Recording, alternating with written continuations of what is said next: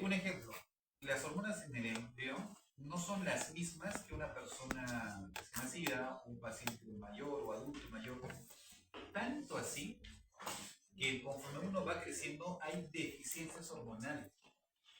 La cantidad de hormona en crecimiento es diferente a la que ustedes desarrollan en su cuerpo. Una persona de 60, 65, 70 años, su hormona de crecimiento es menor. Por eso comienzan, su nivel de testosterona es menor. Por eso comienzan a perder masa muscular. Y a eso le llamamos famosos ancianos frágiles, ¿no? Pierden masa muscular. ¿Y saben qué es lo triste que hacen las familias? Que cuando pierden la masa muscular, ¿qué es lo que hacen? Para que no se caiga el abuelito y no puede caminar. ¿Qué le compran? Le compran, bueno sería un andador, ¿no? Para que camine. Le compran una silla de ruedas, ¿qué? Abuelito, no se pasee, silla de ruedas. Y el estar en silla de ruedas nos va a aportar más, porque va a hacer que su masa muscular se siga atrofiando más. Y al final el abuelito ya ni va a caminar. Y cuando no camina un anciano, entonces le han acortado su tiempo de vida. ¿Ya? Eso créanmelo muy bien. Desde el momento que tú haces que un anciano se postre, cambia su ritmo de vida. A alguien se le ocurrió y dijo, doctor, ¿y si está bajando las hormonas del anciano? ¿Qué pasa si lo suplementamos de hormonas? Claro, si mi abuelito está bajando su masa muscular, si mi abuelito está haciendo un hipotiroidismo subclínico postural, si mi abuelito está haciendo, no sé, cualquier trastorno de inmunidad testosterona, ¿qué pasa si el abuelito, ¿qué pasa? Testosterona, le metemos al abuelito. Un poco de hormona de crecimiento y por ahí de toda tiroidea. Y lo normalizas, o sea, de lo que está bajando lo normalizas. Por teoría, ¿qué tendría que pasar con el abuelito? Mejora su masa muscular, mejora su metabolismo y debería recuperarse.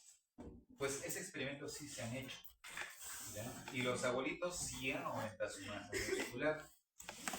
Hasta los llevaron al gimnasio y lograron recuperar masa muscular mucho más que cualquier otro joven comensal.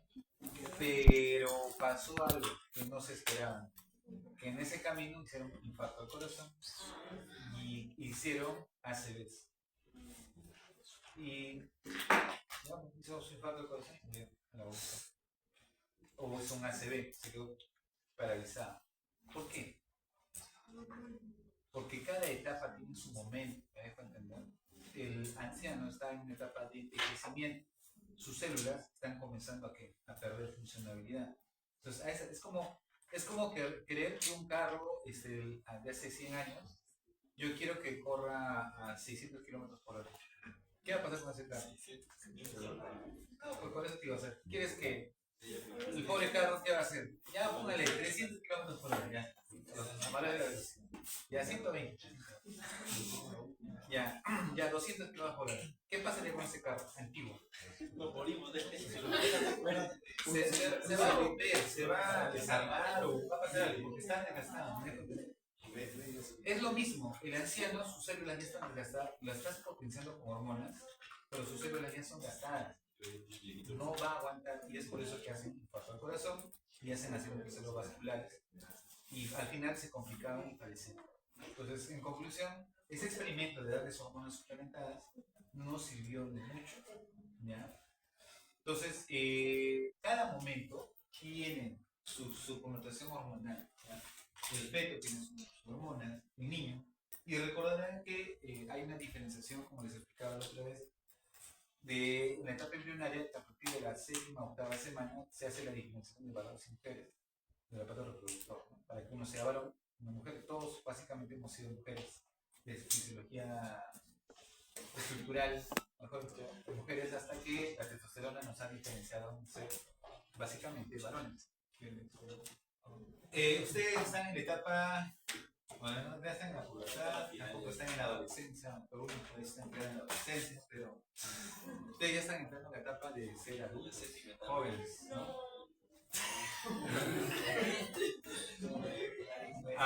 Tienen que aceptarlo, ya están entrando en la etapa, van a ser médicos, van a asumir responsabilidades y ya por adiós, papá, mamá.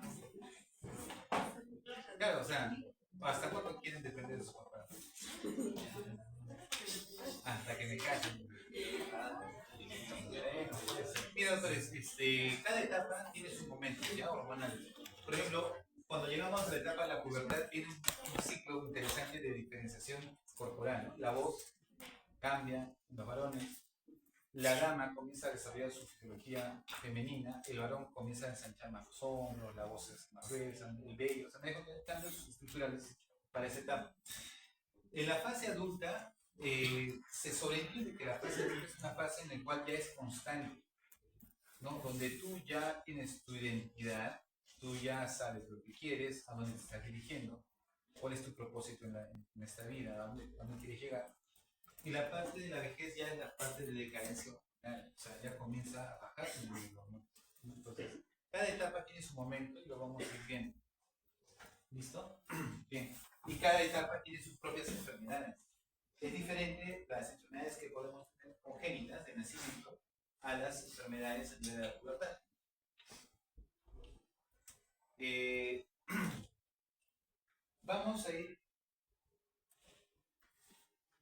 Vamos a ir viendo, por ejemplo, nosotros que el control ejercido por los sistemas nerviosos y endocrinos son interesantes y diferentes, ¿no? ¿Se acuerdan que les comentaba? El nervioso es más directo y el endocrino es más inespecífico, depende de un receptor. Las moléculas mediadoras del sistema nervioso son neurotransmisores, o ahora que les llaman neurohormonas, que es otro término que se está usando, liberados localmente a respuesta a impulsos nerviosos. Y endocrinos son hormonas distribuidas a los tejidos de todo el cuerpo y viajan por la sangre. O sea, vas a tener esa hormona desde acá bien. O sea, por todo tu cuerpo viaja esa hormona. Sitios de acción del mediador cerca del sitio de liberación, como la sinapsis, que vamos a tener. Y en caso del endocrino pueden ser muy lejanos y muy distantes, ¿ya? Que van a actuar en células diana. Tipos de células diana, acá principalmente el sistema nervioso trabaja con el músculo, la placa neuromuscular, ¿sí? ¿Se acuerdan? La placa neuromuscular trabaja a nivel de lo que es músculo liso, cardíaco y esquelético o somático. También trabaja con ciertas glándulas endocrinas, ¿ya? Y otras neuronas. En diferencia que el sistema endocrino trabaja básicamente con cualquier célula del cuerpo, dependiendo si tiene un receptor.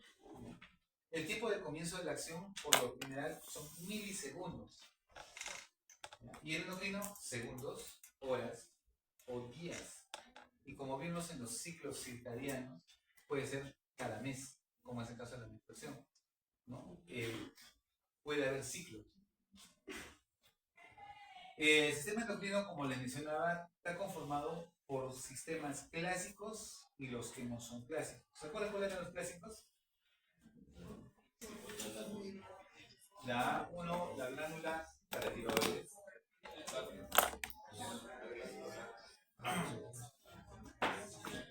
Ya, páncreas, hipófisis, tiroides, el ovario en caso, o los testículos en caso de los varones. Y los demás son unos clásicos, ¿no? La piel, el pulmón, el hígado, intestino delgado, el riñón. Por ejemplo, el riñón no es un órgano endocrinológico clásico, es no clásico. Estómago, corazón, ¿no? Porque secretan, miren, el sistema renal tiene aldosterona, ¿no? Eritropoyetina, o sea, secretan hormonas. ¿Ya? No se olviden que los clásicos fueron clasificados como endocrinos clásicos porque su función es regir metabolismos generales, desarrollo corporal general. ¿Ya? Por eso le llamaron clásicos. O que tienen que ver con la vida. ¿Ya?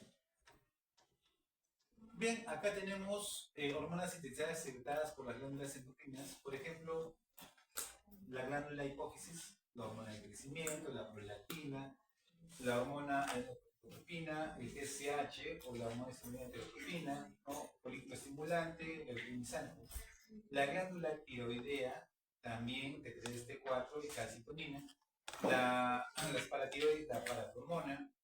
El páncreas, insulina, glucagón y somatostatina, que es el inhibidor. La glándula adrenal, las catecolaminas, especialmente adrenalina y noradrenalina. También secretamos cortisol y aldosterona, hemoglucocorticoide y mineralocorticoide, y esto a nivel de la médula.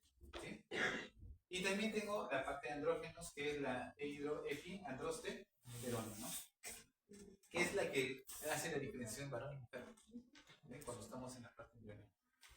Y también tenemos a nivel de hormonas sintetizadas a nivel gonadal, que es a nivel de los ovarios, que es el estradiol, progesterona, la inhibina. ¿Se acuerdan ustedes que ya, siento que ya ustedes esto lo dominan, ustedes más que yo, testosterona, ¿no? Y bueno, la equilibrada y la inhibina también. El cerebro, doctores, también a nivel hipotalámico tenemos hormonas como ADH, oxitocina, y todas las hormonas liberadoras, ¿no? Y las inhibitorias. Recuerden que este es inhibitorio, ¿sí? La dopamina es inhibitoria, inhibe. ¿Y la somatostatina? También, ¿a quién inhibe? La hormona de crecimiento.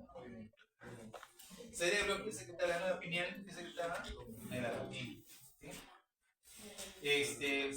El corazón, proteína anticoagulante, el riñón, eritropoyetina. Tejido adiposo, la leptina o la liponectina. El estómago, gastina, somatostatina otra vez, la grelina. Intestinos, secretina, colecitoquinina, el GLP-1, GLP-2, el GIP, ¿no?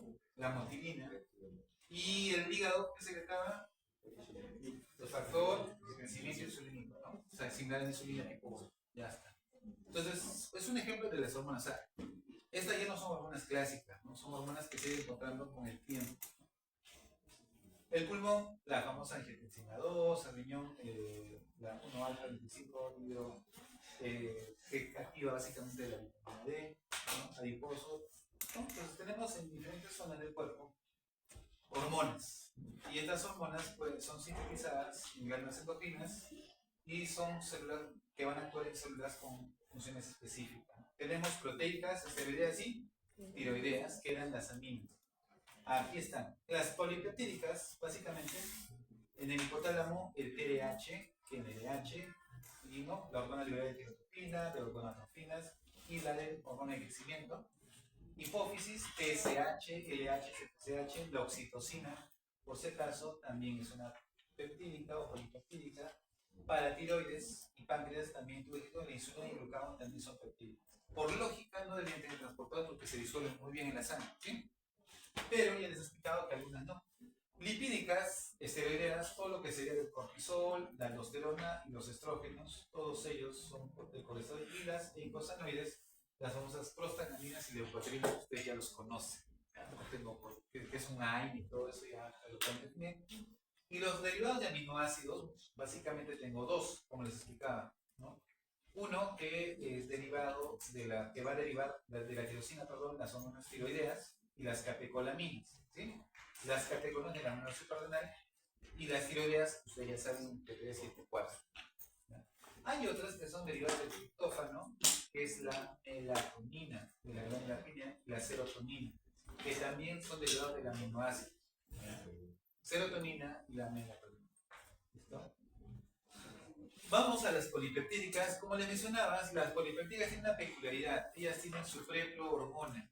O sea, por ejemplo, yo acá estoy haciendo mi secuencia. Ustedes saben que yo tengo mis ribosomas, ¿no? Mis ribosomas comunican al mensajero a formar a nivel de mi aparato de Golgi, comienza a transportar las proteínas formadas y justo en las se puede hacer en las vesículas de almacenamiento, ¿no? Antes de ser liberados, se procede a hacer los cortes.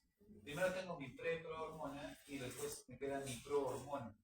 Y la prohormona es la que se va a almacenar, porque se imaginan que se active dentro de la célula, podría haber cosas que no me gustaría, como por ejemplo lo que pasa en la pancreatitis. ¿Sí? ¿Ustedes han escuchado de la pancreatitis? Lo han tenido que haber mencionado en digestivo. ¿Qué es la pancreatitis? Ya, ¿cómo se produce? Ya, ya, la teoría por obstrucción del aparato de orificio de Ódico o la polla de gato. Ya. ¿Ok? Ya se tapa. ¿Y de ahí qué pasa? Ya. Ya se obstruye ahí. Aumenta la presión a nivel del conducto pancreático principal. Y eso va a hacer de que las células que tienen que secretar su amilasa y lipasa ya no lo puedan hacer. Entonces, ustedes saben que hay un activador ahí, una enzima degradadora de proteínas. ¿Cuál es? Empieza con T, muy bien, doctor. Empieza con T. Sí, muy bien. Entonces, agarra y comienza eso a activar a otros, porque es un degradador de proteína. Entonces, cuando se acumula mucha tripsina y no sale, adivinen a quiénes van a activar. A la amilasa, lipasa. ¿Y qué hace la amilasa y la lipasa?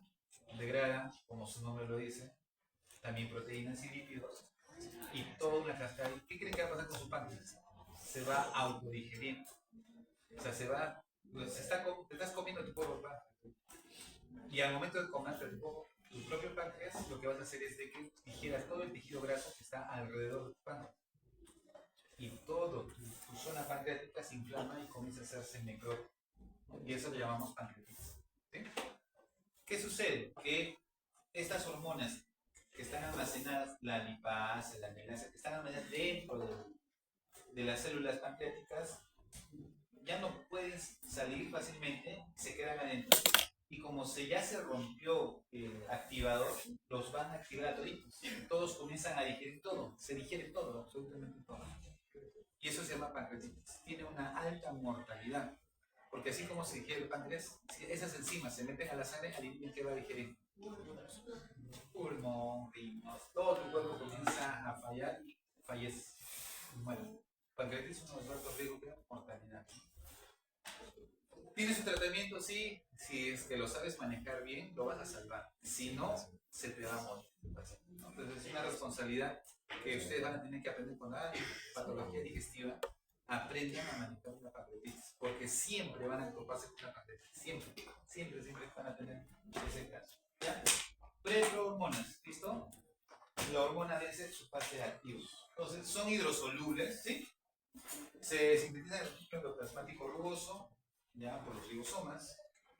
Tienen su preprohormona, su prohormona, que básicamente va a ir a la parte de Golgi y de ahí se van a almacenar en vesículas secretoras. Y una vez que esa vesícula secretora va a liberar o va a comenzar a haber enzimas que lo van a hacer de su forma activa y lo van a desprender de ese fragmento inactivo que no lo dejaba actuar. Y de esa manera se excreta, ¿no? En su fase ya activa. ¿Ya? Las esteroideas, como su nombre lo dice, son aquellas que derivan de colesterol. Son liposolubles, no se pueden almacenar ya en el citosol, normalmente no se almacenan así como las peptídicas en vesículas, a excepción de la vitamina D, que es la única que sí se podría almacenar. Secreción depende de síntesis de novo, ya síntesis de novo, y su secreción es por difusión de gradientes, o sea, tiene que haber diferencia de gradientes. Entonces el colesterol, ya voy a tener básicamente derivados esteroideos, ¿no?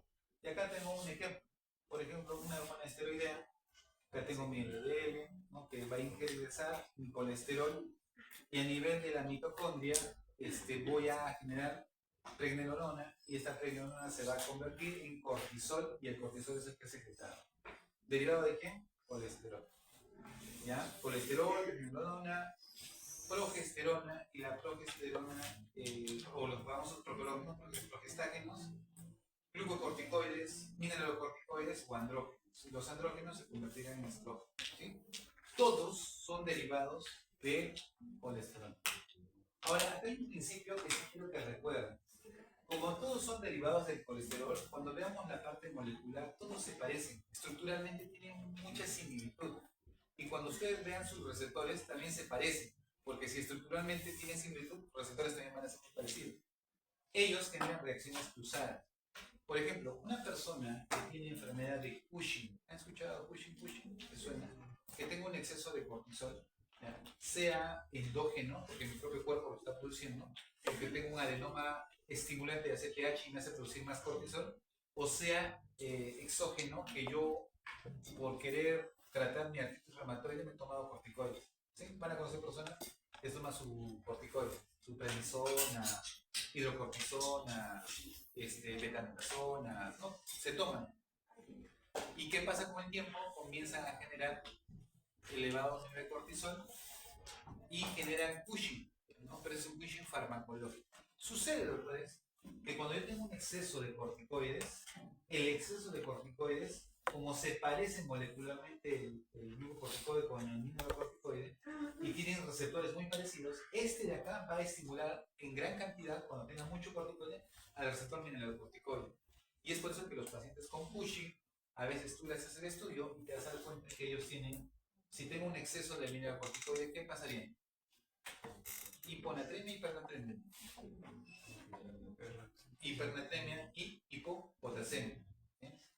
Y justamente dice, oye, tú tienes Cushing, pero también tienes sodio un poco alto y el potasio un poco bajo. Es por reacción cruzada, ¿sí? Viceversa, entonces, si yo tengo un hiperaldosteronismo, ¿sí? La pregunta es, ¿podría generar niveles altos de respuesta con los glucocorticoides altos? Sí. ¿Un hiperaldosteronismo podría generar aumento de la glucosa? Sí. ¿Ya? Por reacciones cruzadas, por similitud. Porque todos derivan de ¿quién? Colesterol, ¿ya? Eso también. ¿no? Las amínicas, básicamente, como les mencionaba, yo tengo las tiroideas. Estas se almacenan unidas a las tiroglobulinas, los folículos tiroideos. En sangre se separan de su proteína y se unen a la globulina fijadora de la tiroxina. ¿Quién es esta? Su transportador. ¿Ya? Es una globulina que se encarga de fijarlo y lo lleva a donde tiene que actuar. Que la va a liberar, ¿de qué manera? Lentamente. ¿Listo? Las suprarrenales, básicamente en la parte de la médula suprarrenal, tengo la adrenalina y la noradrenalina, que se van a almacenar también en vesículas hasta su secreción y es por exocitosis. Ellos no tienen transportador. Entonces acá veamos las hormonas tiroideas. Para las hormonas tiroideas, cuando hablamos de la parte de tiroides, apréndanse un poquito el gráfico de la formación de las hormonas tiroideas. ¿Ya? Depende básicamente de dos elementos básicos, yodo, ¿sí? Yodo y TSH, ¿ya?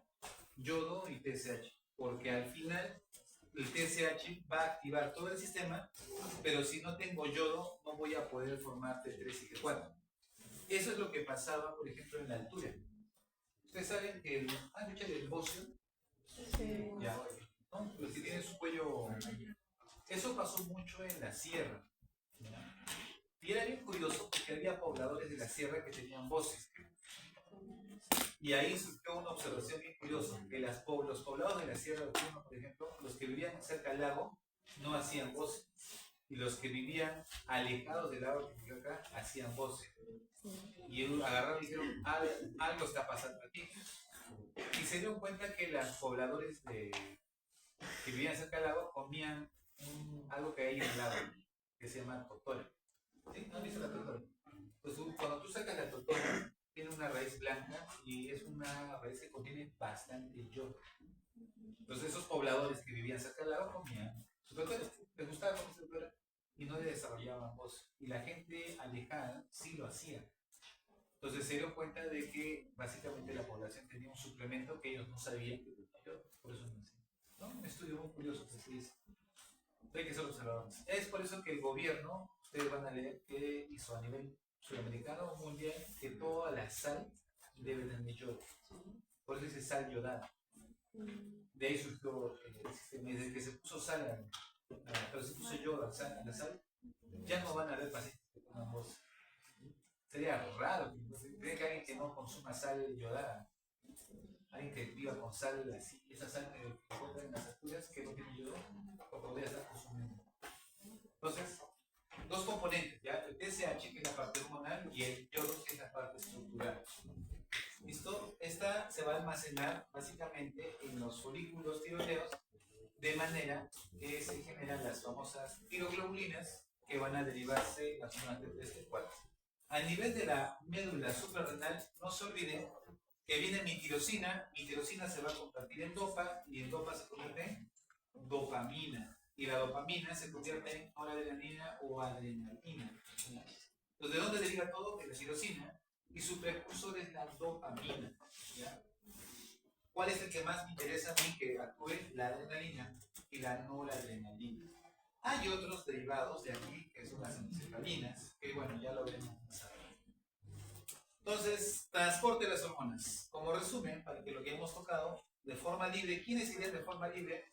Hormonas peptídicas y catecolaminas. Noradrenalina, no. De hecho, por lógica, no me convendría más que vayan transportadas. Y básicamente eso pasa porque son hidrosolubles. ¿Y quiénes tendrían que ir con transportadores? Esteroideas y tiroideas, que son lipofílicas.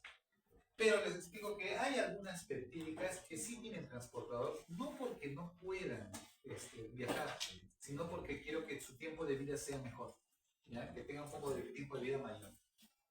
Vamos a los receptores. Los mecanismos de acción de las hormonas dependen de los receptores hormonales, ¿ya? Que están ubicados o en la superficie de la membrana, que ya sabe quiénes son, o en el citoplasma o en el núcleo, ¿ya?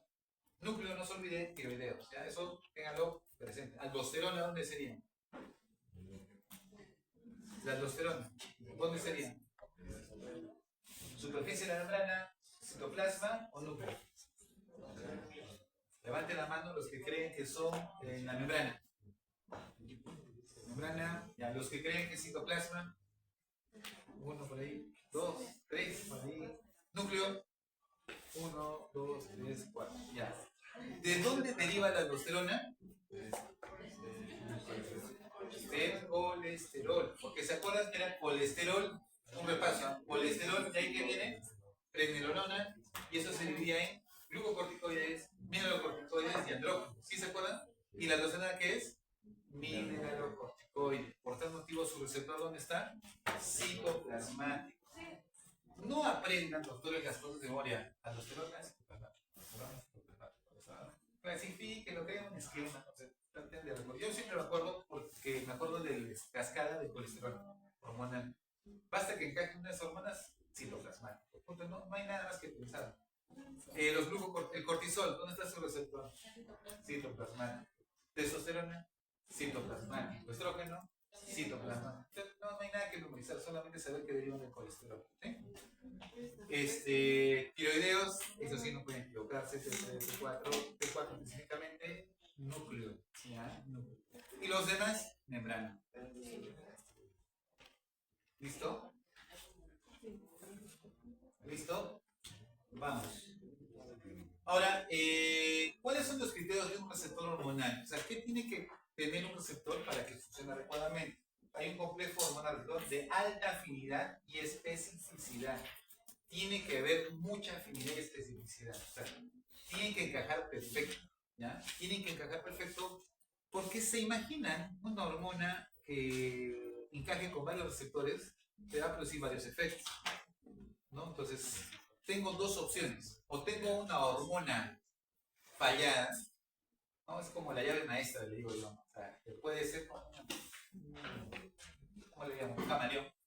Es una hormona camaleón que es capaz de simular una hormona tal y encaja, después va a otro sitio y encaja, ¿no? Y sí hay hormonas que salen estructuralmente falladas. Imagínense una aldosterona fallada, que se parece a un cortisol y que se parece a una testosterona.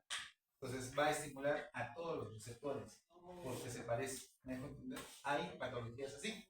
Y viceversa, que tenga un receptor camaleón.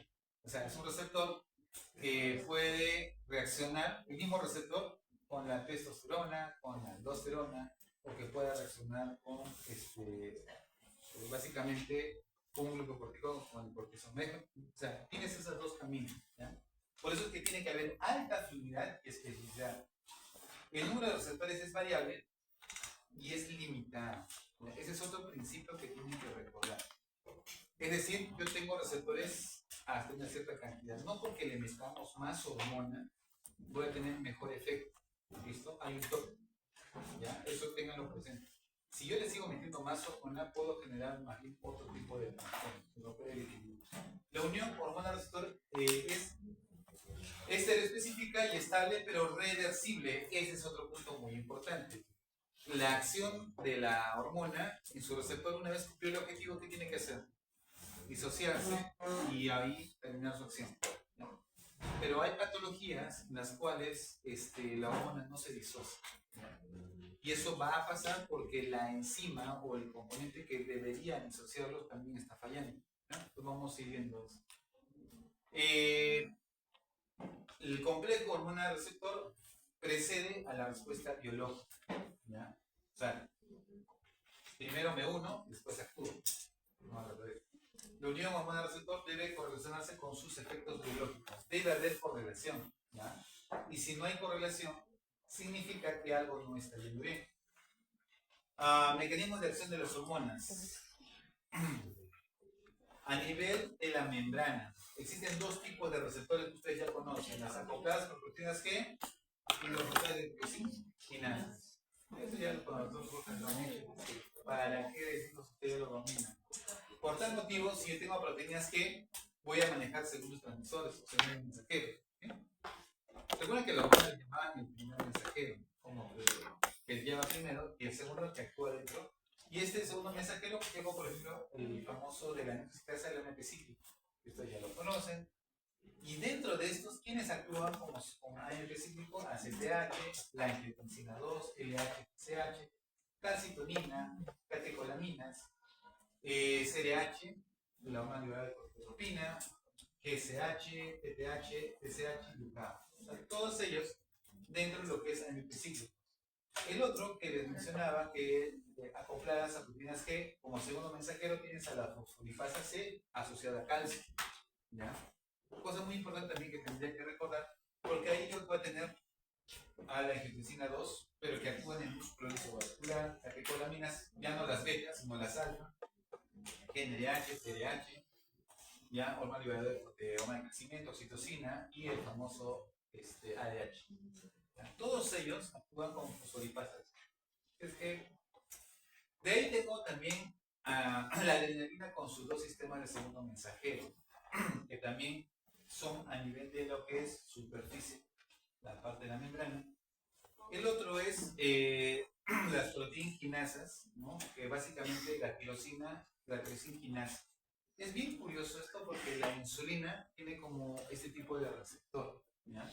Las famosas tirosinquinasas, clásico de la insulina, ¿ya? Para que no se puedan olvidar. ¿Ya? Las famosas tirosinquinasas, ¿ya? Y después tenemos receptores de citocinas, ¿no? No tirosinquinasa. Y ahí aquí tenemos a la leptina, a la prolactina y la hormona también de crecimiento. Citoplasmáticos, ¿quiénes son? Esteroideos, ahí tenemos todos los que deriven a testosterona, mineralocorticoides, glucocorticoides, ¿no? Lo que hemos mencionado. Y esos son citoplasmáticos, ¿ya? Nucleares, de cabeza, ¿quién vamos a tener? Las hormonas tiroideas, ¿ya? Las hormonas tiroideas. Específicamente el T4, ¿ya? El T4. ¿Cómo se hace el control de la secreción? Ya está bien, nosotros vamos a secretar las hormonas. ¿Cómo las controlo? O sea, ¿cómo se autorregulan las hormonas? La concentración de la hormona en circulación depende de un patrón de secreción glandular y la tasa de clearance hormonal. ¿Les suena clearance? La depuración. Ya. En pocas palabras, doctor, ¿podemos calcular el clearance de las hormonas? Sí, también hay fórmulas. Pero en endocrino no le voy a enseñar las fórmulas porque no las usamos. ¿Ya? No las usamos. No como en renal, que sí usamos muchas fórmulas, acá no. ¿Ya? Entonces, clearance, la definición es cuánto de hormona, cuánto de plasma queda libre de esa hormona en determinado tiempo. O sea, cuánto logro perder. Y adivinen cuál es la mayor vía de eliminación hormonal, vía renal. ¿Ya? La segunda vía es vía digestiva por el sistema hepático. ¿Ya? Pero de eso vamos a tener que evaluar. ¿Ya? La concentración de la hormona en la circulación depende de cuánto secreto yo y cuánto elimino yo. Doctor, ¿y si tengo falla renal? Y la hormona se elimina por vía renal. La concentración de la hormona va a aumentar, ¿no? Y eso es lo que les contaba, ¿se acuerdan? Con el periodo de la luna de miel de los diabéticos, que aumentaba la insulina en su sangre, porque el riñón ya no lo puede eliminar, aumenta la concentración, por tanto el paciente ya no requiere insulina, porque su propio cuerpo ya puede almacenar la insulina que ya no puede eliminar, y el paciente, entre comillas, se curó. Pero no es que se curó, sino que su riñón se malogró. ¿No? Es lo más triste, ¿no? Pero el paciente está feliz, porque ya no usa insulina. Doctor, mire, mi glucosa está en 120 y sin insulina, y comiendo lo que yo quiero. ¿No? Por eso llaman luna de miel, porque el paciente aprovecha en hacer su vida casi lo más normal posible. Trata de comer, hacer todo, porque siente que se ha curado. Pero en el fondo no es así, ustedes ya lo saben. La secreción hormonal está finamente regulada para lograr concentraciones que sean adecuadas para ejercer la respuesta. Es muy fino el feedback, ¿ya? Los feedback. ¿Listo? La concentración hormonal en circulación no es uniforme, y eso también Hay hormonas que dependen de picos, es decir, para que sea pulsátil. O sea, uno se imagina, secreto la hormona, una vez que esté alto, actúa, una vez que dejó, baja. Sí, algunos funcionan así, pero por ejemplo las que son liberadas por el hipotálamo tienen una peculiaridad. Por ejemplo, la hormona de crecimiento, para que pueda actuar, la famosa hormona liberada de hormona de crecimiento hace esto, secreta, pico, baja, baja, vuelve a hacer un pico.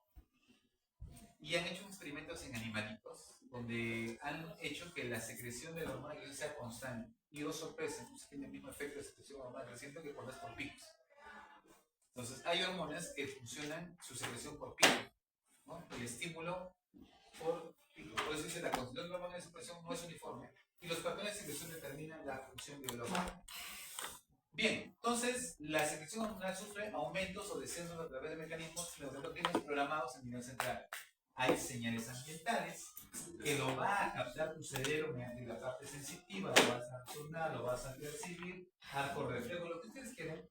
Toda esa información que tienes tú ya va a ir al hipotálamo y tu hipotálamo, como ya lo saben ustedes, va a regir sus ritmos circadianos, los ritmos que ustedes tengan que regular.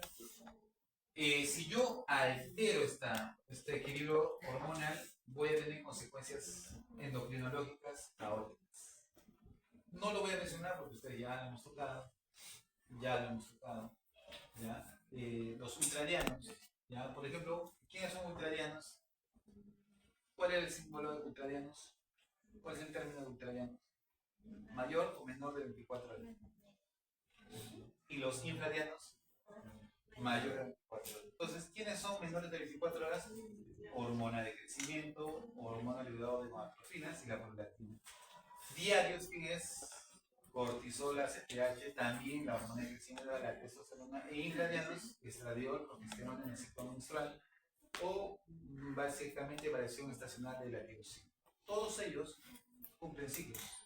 Aquí, como repaso, recordemos lo que ya hicimos en la clase, en la época de momento de dormir, de sueño, miren cómo tu estado de alerta baja, tu temperatura desciende casi hasta 36, 35 grados, la hormona de crecimiento, miren, justo en la época de sueño crece para reparación celular, tu nivel de cortisol baja para que puedas tener mejor reparación. Y algo bien curioso es que tus niveles de potasio también bajan. ¿Por qué? Porque recuerden que el potasio tiene que ver con la conducción y actividad. ¿Sí? ¿Se acuerdan que decían que el potasio tiene que ver con la conducción y el impulso? Entonces, cuando ustedes tengan que paralizar su intestino, solamente bajan los niveles de potasio. Cuando ustedes quieran paralizar el músculo, solamente bajan los niveles de potasio, una vez que su músculo se hace más lento, ¿ya? Sus movimientos. Entonces, si se dan cuenta, todo hace posible para que tu organismo durante la noche se renueve y descanse. Ahora, acá un gráfico para ver quiénes son ultradianos, quiénes son circadianos, quiénes son infradianos, ¿ya? Les dejo el cuadrito, ustedes ya lo repasan. Bien, vámonos a los mecanismos de retroalimentación. Los mecanismos de retroalimentación, básicamente llamados feedback, ¿ya? Vamos a analizar cómo deducir si es un trastorno primario, secundario y terciario como repaso. Observemos. Yo tengo acá una hormona liberadora de corticotropinas, ya está, el famoso CDH. Este CDH se supone que va a viajar, ¿ya? Y va a viajar a mi lineaza media, va a liberar la hormona por mi sistema portal vascular, ¿sí? ¿Se acuerdan? Y eso va a transportar por vía sanguínea, va a llegar a mis células de la parte de la hipófisis y estimulará a todos los que son corticotrópicas y va a hacer que se detecte hormona ACTH. ¿Sí? Ahí estamos de acuerdo. El ACTH sale de mi hipófisis, viaja por la sangre, ¿ya?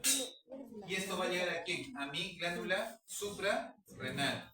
Y mi glándula suprarrenal tiene 4 lugares. Uno es glucocorticoides, mineralocorticoides, a la parte androgénica y la parte de la médula que es las catecolaminas. Son 4. ¿Ya? Glucocorticoides, andrógenos y catecolaminas. Pregunta para ustedes. ¿Cuál, eso como dato ya para ustedes, cuál de los 4 es más estimulado? Glucocorticoide, mineralocorticoide, androgénico o la médula que es la parte de las catecolaminas, ¿cuál creen que de los 4 es el más estimulado? Ya, glucocorticoides o mineralocorticoides. Porque creo que androgénico, como que ya veo que su cara de ustedes, no creo, testosterona, no. Ya sí es verdad, ¿no? El estímulo de los androgénicos tiene que ver más con la parte testicular y ovario del ciclo, ya del GnRH, no tanto el ACTH. Catecolaminas tampoco, doctores, tiene que ver con ACTH, porque se imaginan ustedes que un perro me persigue hasta que mi hipófisis, mi hipotálamo se vaya a mi hipófisis. Y de mi hipófisis se le dan actividades genitales, llega a mi zona adrenal y mi suprarrenal va a la médula y ahí cate adrenalina. ¿No les parece muy lento? Es por eso que el sistema simpático, hay fibras simpáticas que van de frente a la médula suprarrenal y estimulan a que la secreción sea espontánea y rápida, como un mecanismo de defensa. Por tal motivo, el eje ACTH no me funciona mucho, ¿ya? Entonces me quedan dos, glucocorticoides y mineralocorticoides. De los dos, ¿cuál es el que más me va a estimular? Mineralocorticoides, glucocorticoides, también está dividida por acá. No hay armonía. No, minero. Ahora sí, ya, glucocorticoides, ¿están de acuerdo con glucocorticoides? Sí es correcto los glucocorticoides, porque básicamente los mineralocorticoides dependen mucho de la aldosterona. ¿Y se acuerdan cuáles eran los dos estímulos de la aldosterona? Uno, angiotensina 2 y dos, niveles alterados de potasio. ¿Ya? Y el ACTH, doctor, sí lo puede estimular, pero no es el principal, ¿correcto? Entonces, ¿con quién nos quedamos? Glucocorticoides. Por eso es que en todos los esquemas que van a estudiar ustedes en 3G, los Horizon, el libro que ustedes cojan, se dan cuenta que más el ACTH lo dirigen a la parte de glucocorticoides. ¿Sí? Ya no se olviden eso. Más la parte de glucocorticoides. Muy bien. Vale. Va a la corteza suprarrenal y adivinen qué han puesto en el gráfico. ¿Pusieron aldosterona? Pusieron no sé, algo. Catecolaminas no. ¿Por qué creen que pusieron al cortisol? Porque es el más importante estimulado por el ACTH. ¿Nosotros y los otros? Sí, pero no los vamos a considerar. ¿Ya? El cortisol, se supone que ya tengo buena cantidad de cortisol, doctor. Justo me he estresado y pensé que iba a sacar frente para exponer. Voy a me tranquilizar porque sé que no me va a llamar, así es que un nivel de cortisol van a caer. ¿Quién le va a avisar que ya tengo suficiente cortisol? Hagamos un feedback. Uno, tengo dos opciones. O lo mando directo a CTH, o sea, a la hipófisis, o mando el estímulo de frente al hipotálamo. Tengo dos opciones. ¿Sí? A esto le llamamos feedback. Pero no es tan simple como parece. Vamos a complicarnos un poco la vida. ¿Ya? Entonces, vamos a conocer la primera, que se llama el feedback o retroalimentación negativa directa. ¿Ya? Repito, feedback o retroalimentación directa, negativa directa. Vamos a usar, por ejemplo, ¿a quién? A la insulina. Por ejemplo, yo tengo que se ha elevado mis niveles de glucosa. Esta glucosa va a viajar y va a ir a mi célula del año, especialmente a mis células beta. ¿Listo? Y mediante el GLUT4 ingresa a mi célula y mi célula dice, wow, hay mucha glucosa, por tal motivo, ¿qué voy a secretar? Insulina. Esta insulina va a ir y va a lograr que los niveles de glucosa, ¿qué va a pasar? Sean consumidos, ingresen a mi músculo, ¿no? Y bajen de glucosa. Como ya tengo la glucosa baja, esa glucosa baja va a hacer un feedback directo ¿a quién? A la célula que produjo en este caso la hormona que hizo que baje la glucosa. ¿No? Es directo. Glucosa estimula a la misma célula. ¿Y cómo se estimuló la célula? Con glucosa. ¿Sí? Es un feedback directo, de efecto negativo. ¿Ya? Doctor, y como ya bajó la glucosa, ya no se estimula, no se produce insulina, por tal motivo ya no bajo la glucosa. Doctor, otra vez he vuelto a comer y he vuelto a subir mi glucosa, nuevamente se activa. ¿Sí? Ese es el mecanismo del feedback directo, pero es un feedback negativo de forma directa. ¿Ya? ¿Listo? La célula que produce viene un estímulo que hace que la célula produzca la hormona, la respuesta, y esa misma respuesta, que en el caso sería la glucosa, tiene el feedback. ¿Está claro? ¿Sí? Tan simple, completo, ¿no? Ahora, compliquemos un poquito más. Ahora sí, acá se llama una retroalimentación negativa indirecta. ¿Ya? La otra vez directa. ¿Qué significa? Es lo mismo, pero en vez de ir al... Lo que hacen ustedes a veces. En vez de ir conmigo, hacer su feedback directo, se van con el doctor Segura. Para que él me diga a mí y no sé si captan el mensaje. Algo así. ¿Ya? Y el doctor Segura dice, doctor, ha habido este problema, por favor, hay que hacer esto. Yo digo, pero ¿y por qué no han hecho su feedback directo? Lo han hecho de forma indirecta. Se han ido arriba y arriba me han mandado para que yo ejecute lo que ustedes querían. Algo así. Nunca se olvide. Ya, entonces sucede eso, ¿no? O sea, básicamente hay un feedback negativo, ¿ya? Que es indirecto. El directo es clásico, ¿no? Por ejemplo, vamos a poner acá el hipotálamo, ¿sí? Hormona, ¿se acuerdan? Hormona liberada de corticotropina, va a la hipófisis y la hipófisis que secreta corticotropina, que es el ACTH. El ACTH va a la glándula suprarrenal y secreto ¿qué? Cortisol. Entonces, el cortisol básicamente va a ser un feedback directo aquí a la hipófisis. La hipófisis nos secreta ACTH porque no te ya no produce hormonas. Pero puedo hacer que no, yo quiero ir de frente arriba, al hipotálamo. Y corto la secreción de hormona liberada de corticotropina. Al final, ¿puede cortar el eje? Sí. Pero he cortado el eje no yendo directo a quien me estimuló, sino voy directo a quien estimuló, al que produjo la hormona del ACTH. Entonces, este es un feedback directo y este es un feedback indirecto. ¿Ya? ¿Sí? ¿Está claro? ¿Sí? Ya. Vamos a complicarnos más. Ahora, esto parece... Yo cuando era estudiante de colegio, me acuerdo que nos enseñaban circuitos electrónicos. Ustedes saben hacer eso. Instalación eléctrica de casa, instalación de luz, arreglar. ¿Saben? Chicas, por si acaso, todo varón debe saber arreglar la casa, arreglar el baño, arreglar el piso, losas, puertas, cama eléctrica, debe saber cocinar. Si no cumple con esas características, todavía está descartado. Hagan como le dice Coteco, a ver.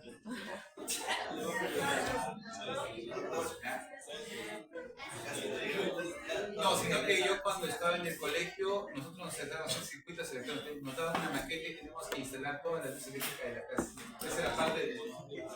Y no sé si ustedes han visto esos circuitos de hacer luz que prende un poco, el otro, y así, y van, pueden, y así puedes jugar.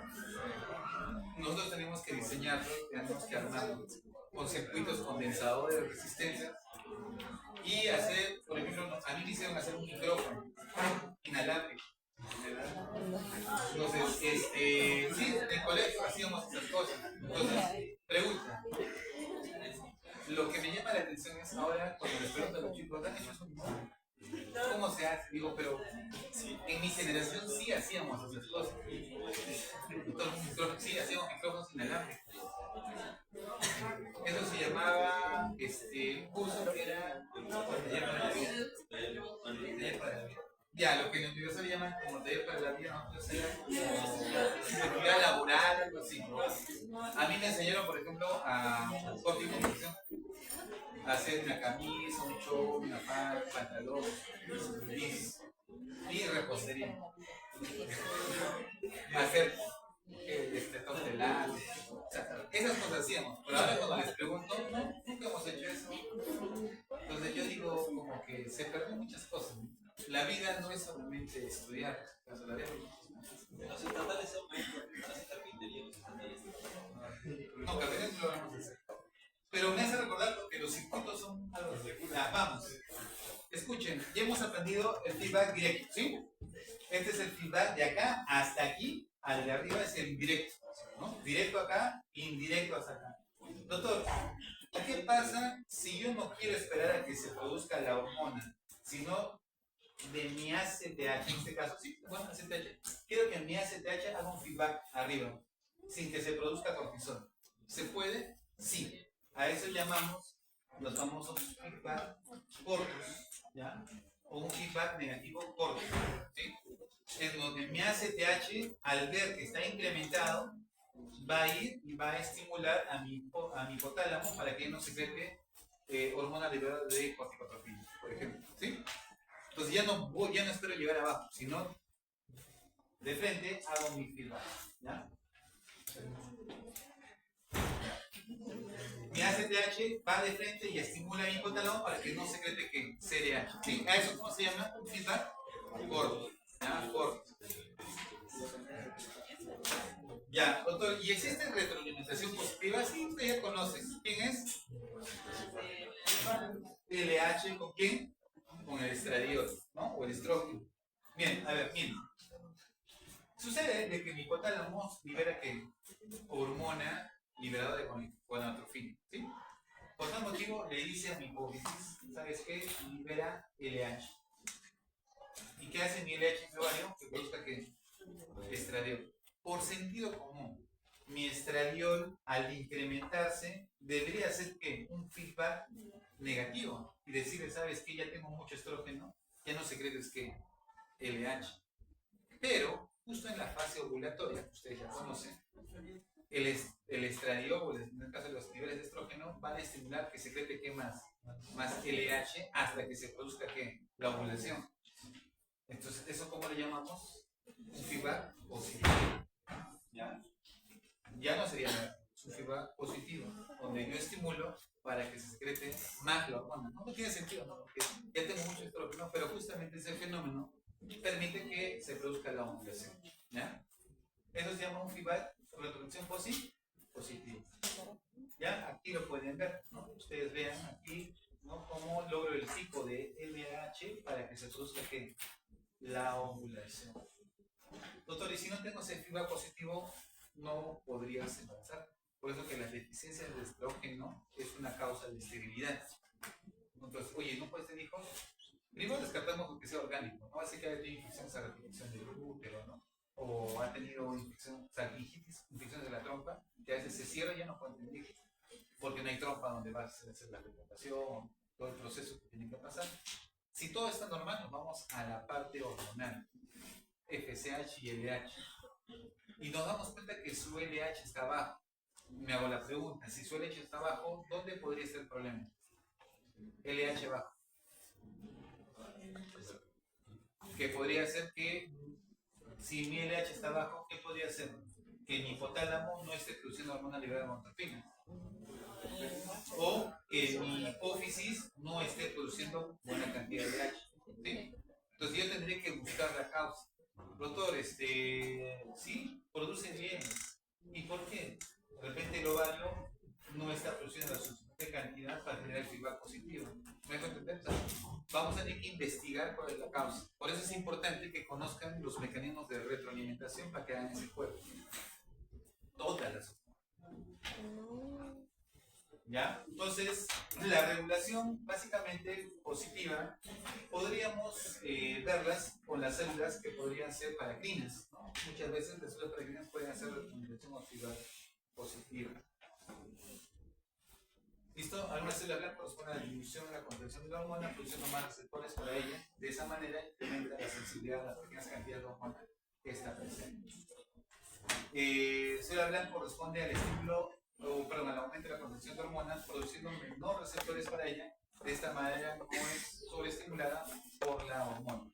Y eso estamos hablando básicamente de efectos paracrinos. Bien, trastornos hormonales, niveles de afectación hormonal. Vamos a ver un poquito el déficit o el exceso de las hormonas. ¿Qué pasa? Entonces vamos a clasificarlos según la cantidad de hormonas. Si lo clasificamos por cantidad, van a usar los términos hiper o hipo. O sea, un hipertiroidismo o un hipotiroidismo. Fíjese el término que vamos a usar. Según el lugar de acción, van a usarlo si es primario, secundario o terciario. ¿Ya? Y combinaremos. Doctor tiene un hipertiroidismo primario, tiene un hipertiroidismo secundario o viceversa. Tiene un hipo primario, secundario o terciario. ¿Sí? Van a combinar ustedes. Primario, el problema reside en la glándula endocrina, es decir, aquí. Secundario, cuando viene de otro lugar, como en este caso la hipófisis. Y terciario, cuando viene de ¿dónde? De hipotálamo. ¿Ya? No se olviden. Vamos a creer, sea la hormona que sea, siempre hay un primario, un secundario y un terciario, ¿ya? Función al eje. En este caso es el eje hipotálamo hipotálamo tiroideo. Ya está. Entonces vamos a ver. Por ejemplo, yo puedo tener niveles altos de hormona TSH. Ya, mira lo que estoy diciendo. Si tengo niveles altos de TSH, ¿qué es por lógica que tiene que pasar con mi tiroides? TSH. TSH lo produce el hipófisis. Ya, tendré que tener un hipertiroidismo con T3 y T4 elevado. ¿Sí? Ya, ¿ok? Tomo mi TSH, el doctor está alto. Sí, está alto. Wow, está alto. Y tomo mi T3, T4 y están altos. ¿Qué tienen? Es un hipertiroidismo primario, secundario, terciario. ¿Qué pregunta tengo que hacerme yo ahí? Ya. Si mi T3, T4 están altos y mi TSH está alto, quiere decir que ese T3, T4 que tengo alto es porque mi TSH está estimulando a mi glándula hipófisis. ¿Sí? Por tal motivo mi hipófisis está reaccionando bien. Entonces ya. ¿Por qué tengo mi TSH alto? Me preguntaré. ¿Será porque mi hipotálamo lo está estimulando para que produzca más TSH? Y eso significa que mi hipotálamo tenga un tumor, un adenoma, lo que sea que está estimulando. O dos, tengo un tumor en la hipófisis que está produciendo más TSH. Entonces ahí diré, o es un secundario o es un terciario. Pero primero, por lógica, no va a ser. Porque si tengo un TSH alto y mi está funcionando bien porque tengo T3, T4, entonces no creo que va a ser un primario. ¿Sí? ¿Cómo yo diferencio entre un secundario y un terciario? Los feedback. A ver, si tengo TSH alto, ¿qué feedback voy a buscar? Corto. ¿Se acuerdan?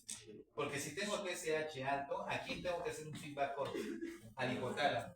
Por tal motivo, ¿cómo debería estar mi TRH? Bajo.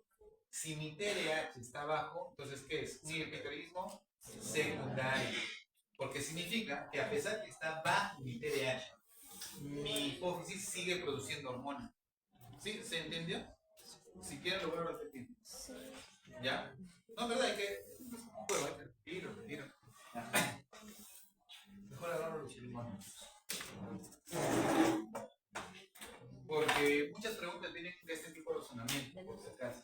O sea, por eso les he mostrado las vías de feedback directas, indirectas, cortas y positivas. ¿No? A ver, por sentido común. Vamos. Mi hormona, mi tiroides, ¿sí? Mi tiroides va a responder, va a producir T3 y T4 en función a quién lo estimula, ¿correcto? Por ejemplo, si viene el TSH, que viene de mi hipófisis, ¿sí? Viene el TSH, lo va a estimular para que yo produzca T3, T4, es lo lógico. Ya está. Si yo encuentro en mi sangre que tengo TSH aumentado, extremadamente aumentado, yo voy a tener también mi T3, T4 aumentado. Y efectivamente, el paciente está haciendo un hipertiroidismo. Hasta ahí, todos bien, porque está aumentando mi T3, T4. Pero yo me hago la pregunta, ¿qué está haciendo que aumente? ¿La tiroides, la hipófisis o el hipotálamo? Entonces, por sentido común, si mi TSH está alto, quiere decir que mi tiroides está respondiendo a ese TSH y por eso está presente T3, T4. O sea, está funcionando. Por tanto, ¿sería primario? No, porque está funcionando. Yo me hago la pregunta, ¿por qué se elevó mi TSH? Tengo dos opciones. Uno, que mi hipotálamo está produciendo TRH, ¿sí?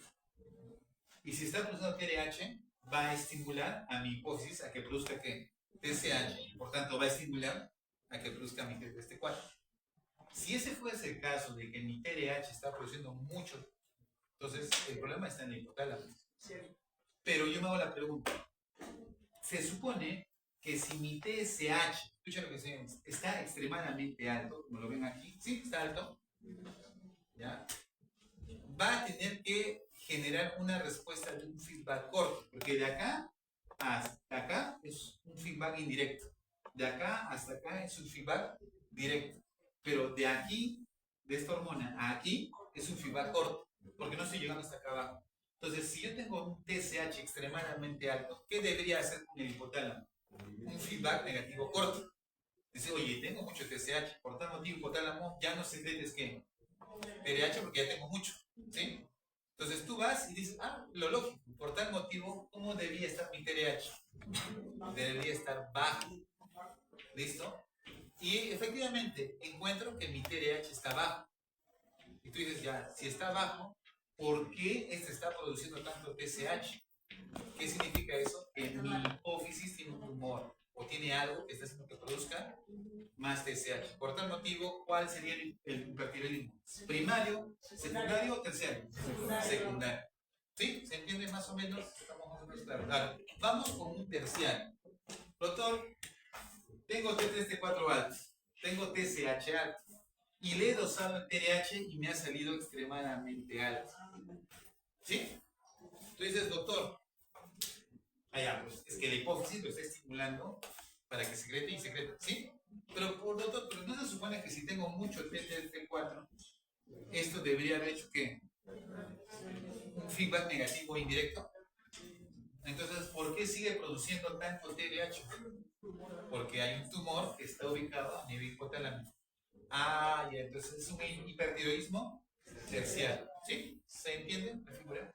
De esa manera, autores, ustedes tienen que deducir dónde está el origen del problema. Entonces, ¿qué voy a pedir yo para definir este problema? TDH, TSH, T3, T4. Tienes las hormonas y definirás dónde está el problema. Ahora, ¿qué pasa, doctores, si yo tengo T3, T4 alto, TDH bajo, TSH bajo? ¿Dónde está el problema? Y eso sería un primario, como la enfermedad de Graves-Bassett, ¿no? Que es una enfermedad autoinmune, donde células autoinmunes, anticuerpos, comienzan a estimular los receptores tiroideos y mi glándula tiroidea comienza a producir hormona en gran cantidad. ¿Ya? Y como esto sí funciona bien, hace los feedback respectivos, hace un feedback indirecto y le va a decir que tengo mucho, ¿sí? Y obedece el hipotálamo, que funciona bien, baja el TDH. Y al bajar, hace que se creen menos TSH. Y lo lógico es que se tendría que bajar, pero no baja porque hay una enfermedad que se llama Graves-Bassett, por ejemplo. ¿Sí? Entonces, esa es la deducción que vamos a hacer.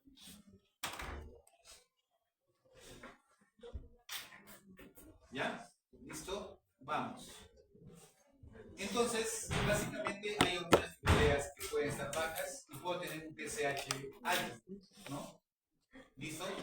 Hormona tiroidea baja y un TSH alto. ¿Qué significa eso? Que estoy produciendo un feedback